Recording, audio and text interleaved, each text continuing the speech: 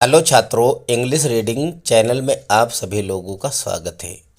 आज का चैप्टर आपका है पार्ट ऑफ स्पीच अर्थात शब्द के भेद। शब्द कई प्रकार से होते हैं और उनके कितने भेद होते हैं, इस वीडियो में आप ये सारी चीज़ें जानेंगे। ग्रामर की शुरुआत यहीं से होती है। तो सबसे पहले हम समझते हैं कि लेटर्स क्या होते हैं। लेटर्स जो होते हैं वो अक्षर होते हैं, अर्थात इंग्लिश में ए से जेड तक जितने भी लेटर्स होते हैं वो अक्षर कहलाते हैं और हिंदी में छोटा से ज्ञ तक सारे लेटर्स अक्षर कहलाते हैं। अर्थात शब्द जो होते हैं कई अक्षरों के मेल से बने होते हैं, जैसे रमेश, लखन, महात्मा, मनुष्य। ये कई अक्षरों से मिलकर एक एक शब्द तैयार हुआ है। सेंटेंस क्या होता है? सेंटेंस मिस होता है वाक्य। वाक्य जो होता है कई शब्दों के मिलने से एक वाक्य बनता है, अर्थात एक सेंटेंस बनता है। जैसे गीता एक शब्द है, स्कूल शब्द है, जा रही है। तो गीता स्कूल जा रही है कई शब्दों से मिलकर एक सेंटेंस तैयार हुआ है। जैसे मैं मैच खेल रहा हूँ, ये पूरा एक सेंटेंस हुआ है। आगे देखिएगा, पैराग्राफ क्या होता है? पैराग्राफ अर्थात कई वाक्य, कई सेंटेंस जो हैं उनको मिलाने से एक पैराग्राफ तैयार होता है। जैसे video provides a powerful way to help you prove your point full stop, अर्थात ये एक सेंटेंस हो गया है। आगे देखिएगा दूसरा sentence, when you click online video you can paste in the embed code for the video you want to add. दूसरा सेंटेंस ये हो गया। You can also type a keyword to search online for the video that best fits your document. ये तीसरा sentence हो गया। तीन sentence से मिलकर एक पैराग्राफ तैयार हो गया है। इसी प्रकार कई पैराग्राफ मिलकर एक चैप्टर होता है और कई चैप्टर मिलकर एक बुक्स तैयार हो जाती है। बुक्स क्या होती है?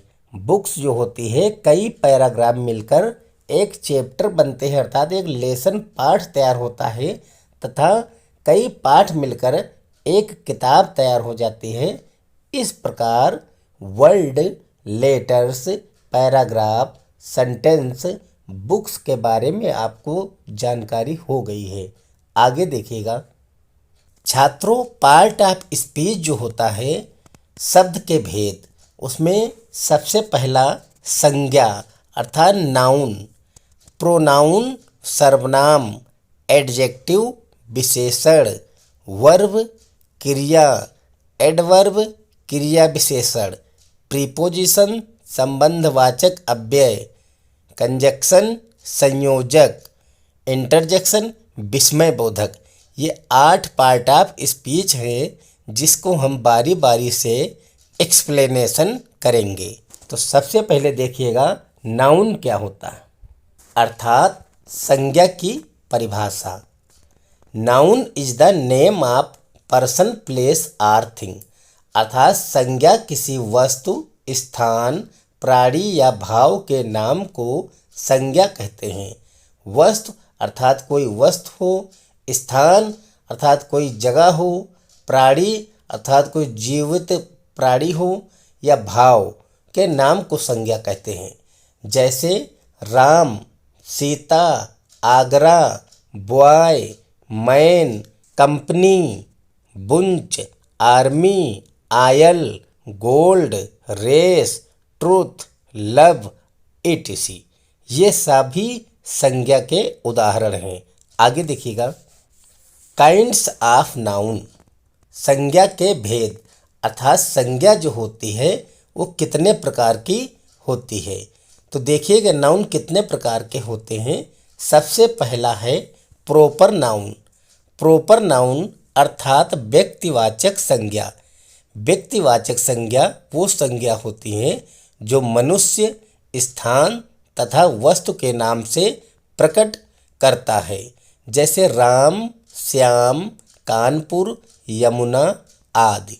अगला नाउन है कॉमन नाउन अर्थात जातिवाचक संज्ञा या किसी जात का बोध प्रकट करती है, जैसे मैन मिस आदमी, गर्ल मिस लड़की, बॉय मिस लड़का, प्यूपिल मिस लोग, चिल्ड्रंस मिस बच्चे। ये कॉमन नाउन कहलाती हैं।